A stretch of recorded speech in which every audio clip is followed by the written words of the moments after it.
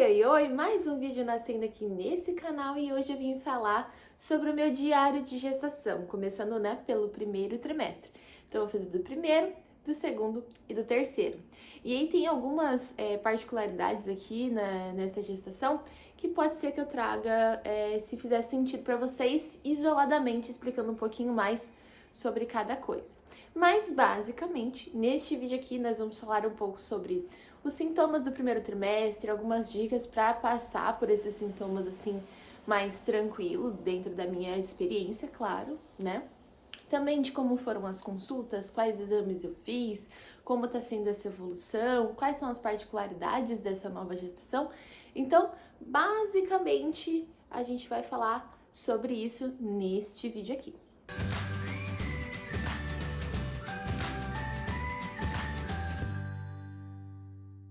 Quais foram os sintomas desse primeiro trimestre? Bom, nesse período, geralmente, é quando a gente descobre a gestação. Acaba sendo até mais fácil de identificar esses sintomas, porque muitas coisas mudam, geralmente, no nosso corpo, no nosso dia a dia, então fica mais fácil de perceber. Como, por exemplo, um clássico que eu tive foi o enjoo. Não somente o enjoo matinal, mas o enjoo. A segunda coisa que eu tive de mais um sintoma assim de gestação, ali o sono. Eu tinha muito sono. Sono o tempo inteiro. Era sono de manhã, sono de noite. Eu já acordava com sono, ia dormir com sono. Muito sono. Além disso, também uma fadiga imensa. Assim, eu trabalho home office, para levar as crianças para a escola é de carro. Então não faço esforço físico, geralmente, só assim as tarefas de casa mesmo.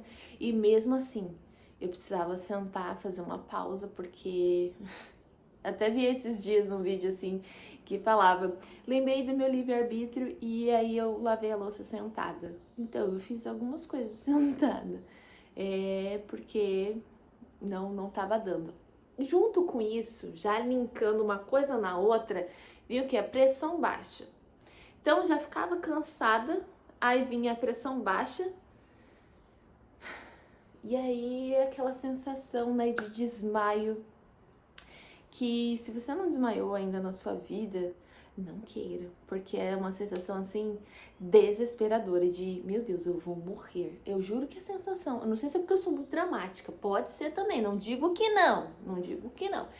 Mas a sensação é de que você está desligando e você não tem controle sobre o seu próprio corpo, sobre o que vai acontecer com você daqui a 10 segundos. Você não sabe se você vai estar acordado, se você vai estar desmaiado. Então a pressão baixa, ela já me acompanha pela vida inteira, né? Tenho pressão baixa, geralmente minha pressão é baixa. Então o calor fica absurdo, que já foi uma coisa que acabou piorando também, porque aqui na minha cidade eu moro num buraco no chão, né? É um vale.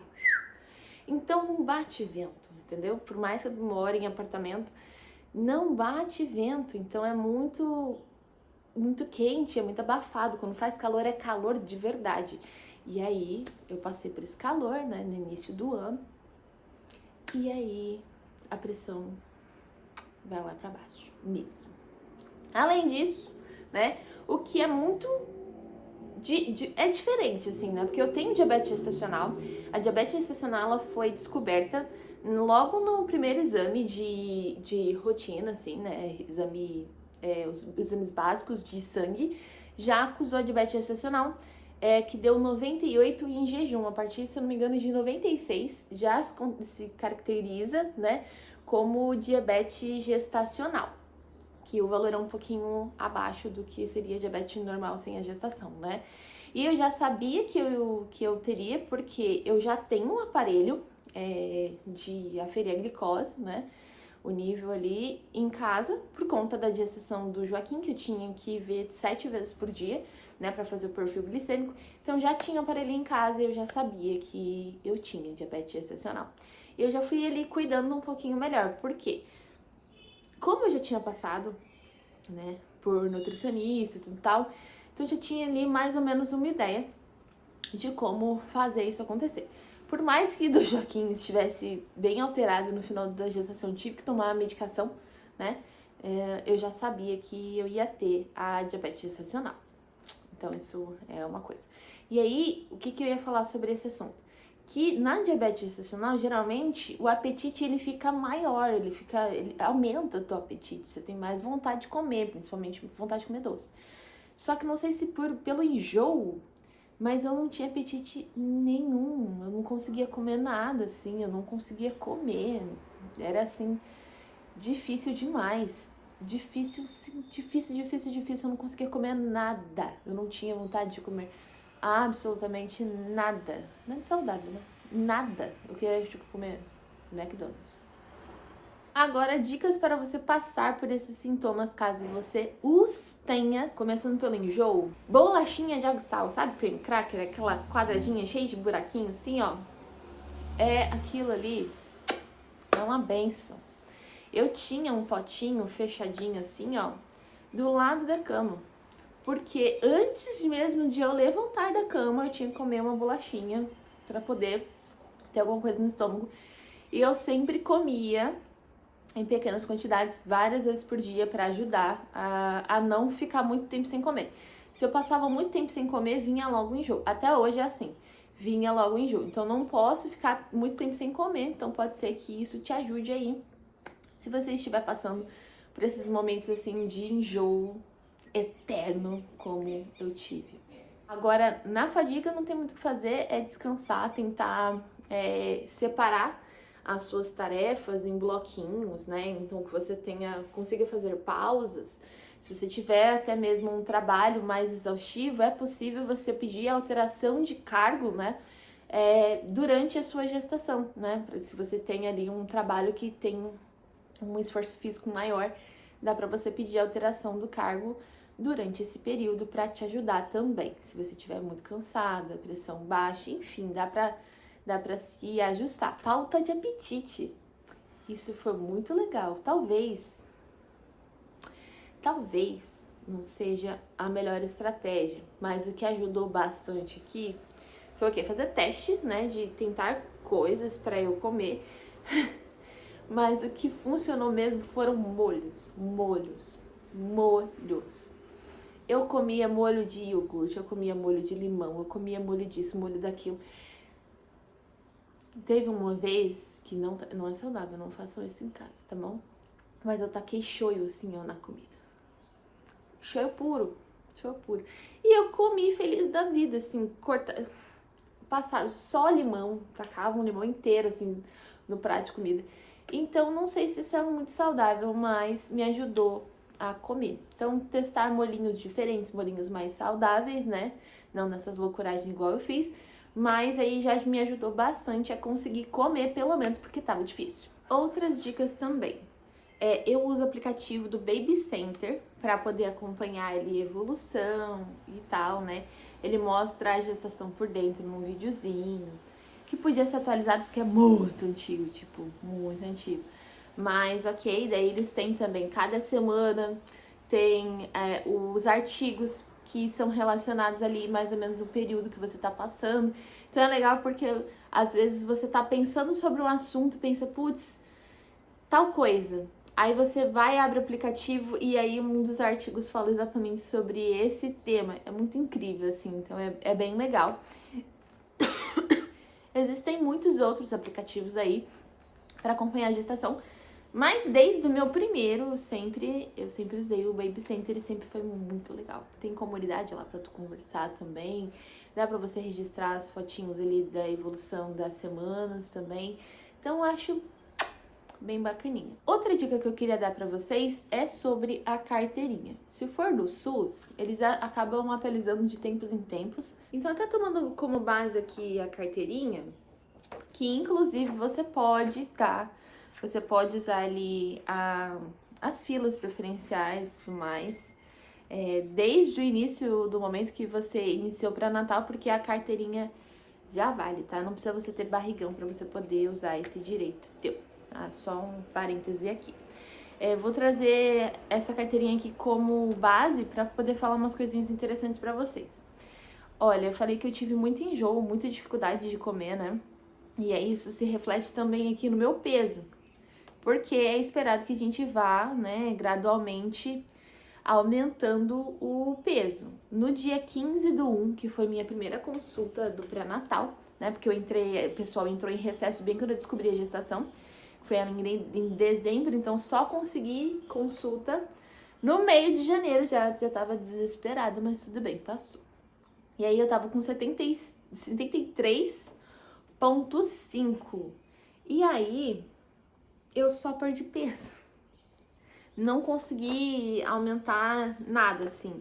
Eu reduzi 1 quilo até o dia 23/2. Então, assim, um mês depois, eu perdi 1 quilo nesse primeiro trimestre porque eu não tava conseguindo me alimentar. Inclusive, quando eu engravidei, se eu não me engano, eu tava ali com 74 e pouquinho. Então, eu acabei reduzindo bastante o peso. Isso me deixou bem assustada porque eu não tava conseguindo... Não que se fosse esperado ganhar muito peso, mas reduzir foi algo assim que eu pensei, tá, o que tá acontecendo? Como é feito o acompanhamento aqui pelo SUS, aqui no Sul, né, na minha cidade? Bom, eu passo na enfermeira, aí depois eu passo na obstetra, dentro do postinho que é o UBS do meu bairro. Então é sempre intercalado assim, de 3 em 3 semanas, uma com a enfermeira e outra com a obstetra, uma enfermeira com uma obstetra. Como eu tô no alto risco, eu faço no CAN também, que é em outro lugar, e aí eu faço sempre com o obstetra, né, a cada 4 semanas.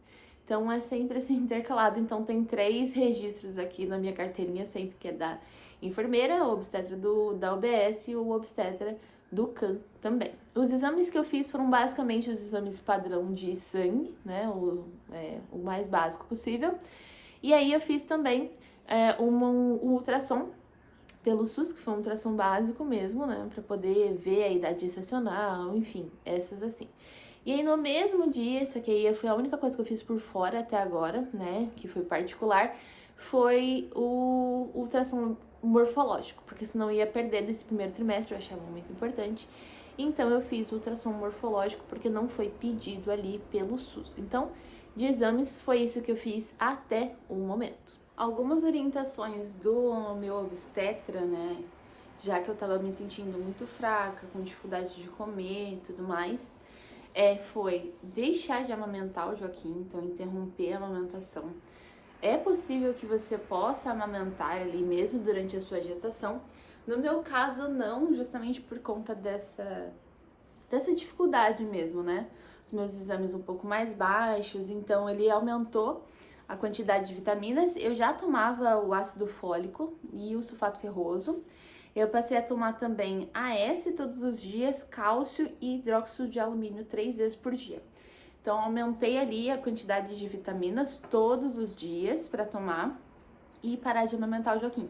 Porque o que o médico me falou foi, eu estou gerando um bebê, então meus nutrientes vão para esse bebê. Eu estou amamentando, então eu preciso mandar nutrientes também para este leite que está sendo produzido.